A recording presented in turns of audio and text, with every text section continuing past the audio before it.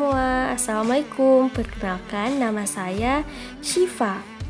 Video ini bertujuan untuk memenuhi salah satu tugas mata kuliah studi konstitusi. Konstitusi berasal dari bahasa Perancis yaitu constituer yang berarti membentuk. Pembentukan suatu negara atau menyusun dan menyatakan suatu negara. Menurut Profesor Miriam Budiarjo, negara merupakan organisasi yang ada dalam suatu wilayah yang dapat memaksakan kekuasaannya yang sah terhadap semua golongan kekuasaan yang berada di dalamnya dan dapat menetapkan berbagai tujuan dari kehidupan tersebut. Lembaga negara adalah lembaga pemerintahan atau civilized organization di mana lembaga tersebut dibuat oleh negara dari negara dan untuk negara, di mana bertujuan untuk membangun negara itu sendiri. Sebelum amandemen 1945, lembaga negara Indonesia ada 5. Yang pertama yaitu MPR. Sebelum amandemen, Majelis Permusyawaratan Rakyat atau MPR ini merupakan lembaga tertinggi negara yang memiliki kekuasaan tak terbatas. Yang kedua yaitu DPR atau Dewan Perwakilan Rakyat. Anggota DPR adalah anggota partai politik peserta pemilu yang dipilih oleh rakyat dan tidak bertanggung jawab kepada presiden. Nah, yang ketiga presiden. Di Indonesia, Presiden Indonesia adalah kepala negara sekaligus kepala pemerintah Indonesia dan sebagai pemegang kekuasaan eksekutif pemerintahan di Indonesia. Yang keempat yaitu BPK atau Badan Pemeriksa Keuangan yang berwenang mengawasi dan memeriksa pengelolaan keuangan negara. Nah, kemudian ada DPA atau Dewan Pertimbangan Agung yang berfungsi memberikan masukan atau pertimbangan kepada Presiden. Dan yang terakhir MA. MA ini merupakan Mahkamah Agung yang kekuasaan kehakiman hanya dijalankan oleh MA.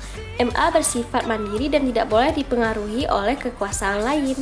Perbedaan susunan lembaga negara sebelum amandemen Undang-Undang Dasar 1945 sebelum dan sesudah amandemen adalah: yang pertama, sebelum amandemen MPR adalah lembaga tertinggi negara. Setelah amandemen, MPR bukan lagi lembaga tertinggi negara.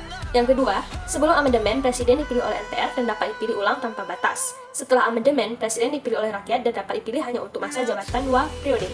Yang ketiga, sebelum amandemen, lembaga legislatif terdiri dari DPR atau Dewan Perwakilan Rakyat saja. Setelah amandemen, lembaga legislatif terdiri dari DPR dan DPD atau Dewan Perwakilan Daerah. Dan yang terakhir yaitu sebelum amandemen, lembaga yudikatif terdiri dari MA atau Mahkamah Agung saja. Setelah amandemen, lembaga yudikatif terdiri dari MA dan MK atau Mahkamah Konstitusi. Sistem pemerintahan adalah suatu tatanan utuh yang terdiri atas berbagai komponen yang bekerja saling bergantungan dan mempengaruhi dalam mencapai tujuan dan fungsi pemerintahan sesuai dengan kondisi negara masing-masing. Sistem pemerintahan di dunia terbagi menjadi 2. Yang pertama yaitu sistem presidensial, yakni sistem pemerintahan di mana kepala pemerintahan dipegang oleh presiden dan tidak memiliki tanggung jawab terhadap parlemen atau legislatif. Sementara itu, menteri bertanggung jawab kepada presiden karena presiden memiliki kedudukan sebagai kepala negara sekaligus kepala pemerintahan. Dan yang kedua ada sistem pemerintahan parlementer, yaitu kabinet dibentuk dan bertanggung jawab kepada parlemen. Kabinet dibentuk sebagai satu kesatuan dengan bertanggung jawab kolektif di bawah Perdana Menteri. Kabinet mempunyai hak konstitusional untuk membubarkan parlemen sebelum periode kerjanya berakhir. Setiap anggota kabinet adalah anggota parlemen yang terpilih. Kepala pemerintahan yaitu Perdana Menteri tidak dipilih secara langsung oleh rakyat, melainkan hanya dipilih untuk menjadi salah satu anggota parlemen. Macam-macam bentuk negara di dunia.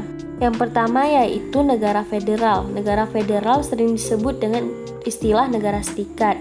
Jadi negara federal dapat diartikan sebagai bentuk negara yang terdiri dari kumpulan beberapa negara bagian. Negara kesatuan atau republik, kedaulatan keluar maupun ke dalam dari negara kesatuan sepenuhnya dimiliki oleh pemerintah pusat.